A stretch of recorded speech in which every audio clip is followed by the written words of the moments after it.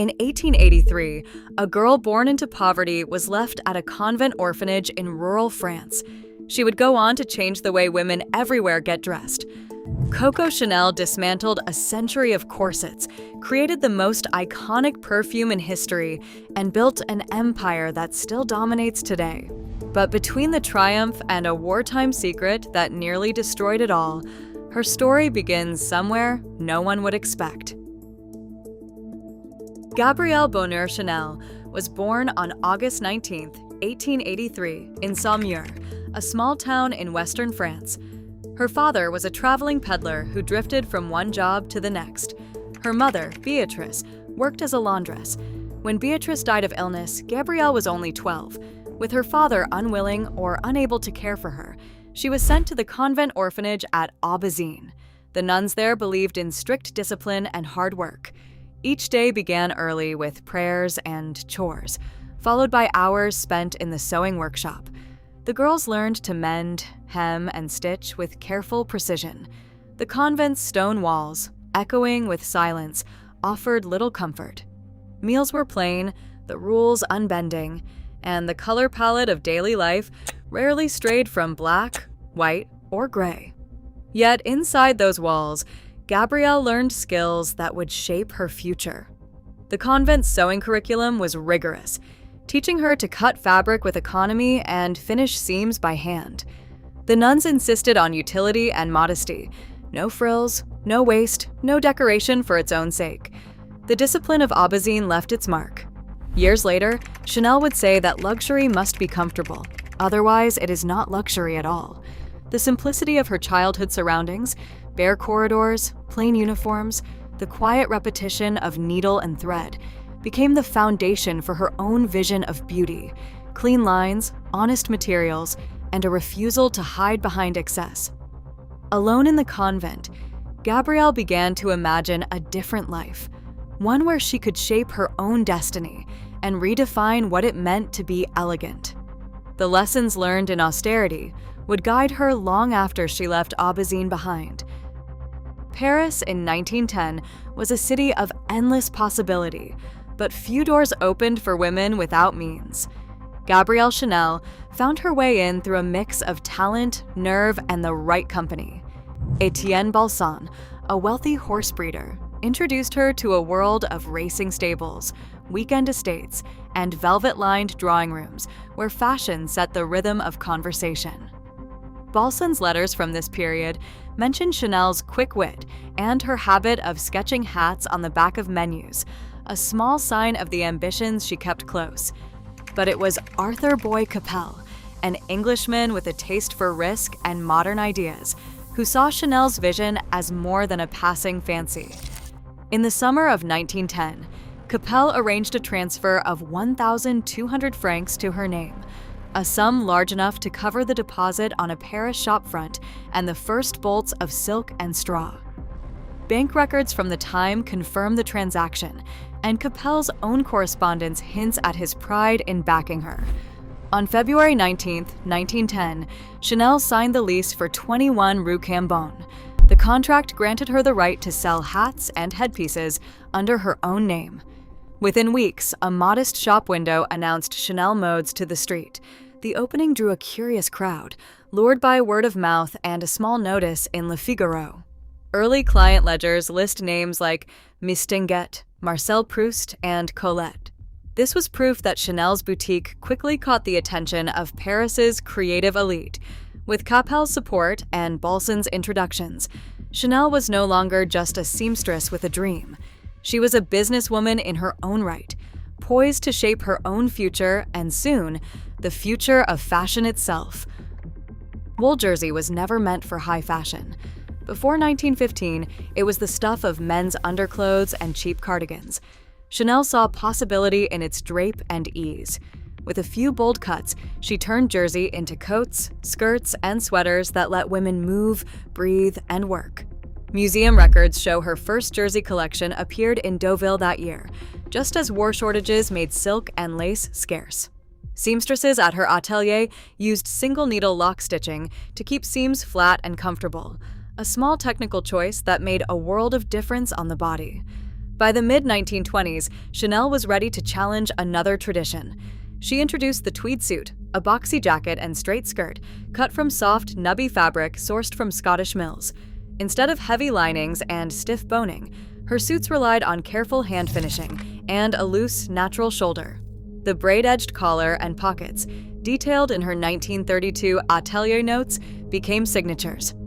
Tweed had never looked so refined, and women who wore these suits could sit, walk, and work without constraint.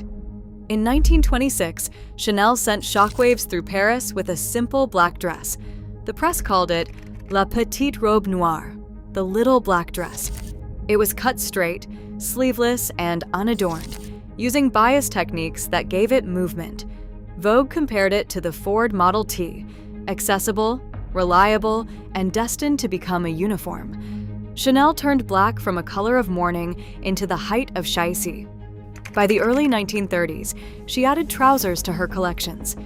These were not borrowed from men's wardrobes, but drafted for women's bodies, with a higher waist and a wider hip. Made from 4-ply wool gabardine, they featured hidden zippers and no belts, freeing the legs for travel, sport, or simply a brisk walk along the Seine. Each new garment was a quiet revolution, stitched with precision and a refusal to accept the limits of the past. In the spring of 1921, the scent of something new drifted through the doors of 31 Rue Cambon. Chanel was ready to move beyond fabric and thread, searching for a way to bottle the feeling of modernity itself. She found her answer in Ernest Beau, a Russian-born perfumer known for his daring use of synthetic aldehydes. Their collaboration began with a simple brief: create a perfume that smelled like a woman, not a bouquet. Beau's returned with a series of samples, each labeled with a number. Chanel chose the 5th vial. The formula blended jasmine and rose with crisp aldehydes, creating a fragrance that felt both clean and mysterious, neither cloying nor familiar. The name needed no embellishment. Chanel No. 5. The bottle was just a stripped back, a square glass flacon with sharp shoulders and a plain white label, patented in 1921. It looked more like a medicine vial than a jewel, a deliberate break from the ornate perfume bottles of the era. Early advertisements in Parisian newspapers described it as the scent of rare simplicity, while boutique ledgers recorded steady sales from the very first week. Chanel controlled every detail, from the concentration of the essence to the placement of the stopper. She insisted on exclusivity, selling the first bottles only to her best clients before allowing the perfume to reach the broader public. No. 5 was more than a fragrance, it was a statement. Women wore it to claim modernity for themselves. Its aldehydic signature lingered in salons, on handkerchiefs, and in the air of Paris taxis. By the end of the decade, Chanel No. 5 had become a symbol, woven into the fabric of daily life. The perfume's success proved that a brand could be more than clothing. It could be an idea, a mood, a way of being. Decades before the word lifestyle brand existed, Chanel had already built one, drop by scented drop. In September 1939, with war looming over Europe, Chanel shuttered her fashion house on Rue Cambon, leaving it closed. The official reason was the uncertainty of occupation and the disruption of trade, but police files from the period note that only a small staff remained to oversee the empty salons. For the next several years, Chanel lived at the Ritz Hotel in Paris, a place favored by German officers. Archival records and French police dossiers document her close association with Hans Gunther von Dinklage, a German intelligence officer stationed in the city. Their relationship became a subject of whispered conversation and official scrutiny.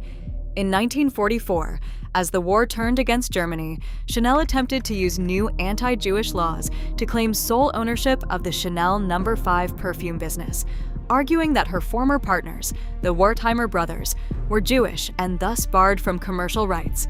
Legal documents from the period show her filing for control of the lucrative perfume patents, a move that would drag her into years of litigation after the war.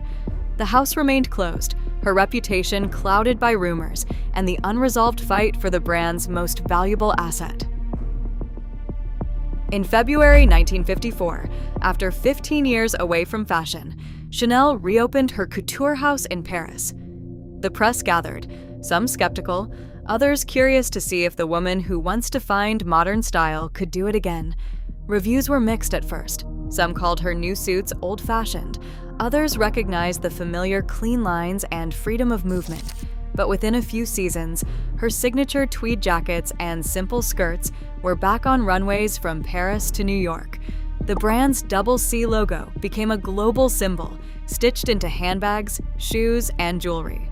Even after Chanel's death in 1971, the house did not fade.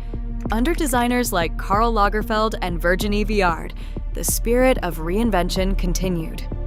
Today, models still walk the world's most watched runways in Chanel, proof that the vision born in a convent and a small Paris shop remains alive, reshaped again and again, but never replaced. Luxury brands still chase the spirit Chanel unleashed: freedom, simplicity, and bold self-definition. Her designs remain on runways, but her real legacy lives in how we dress ourselves today, with confidence, on our own terms. Fashion changes.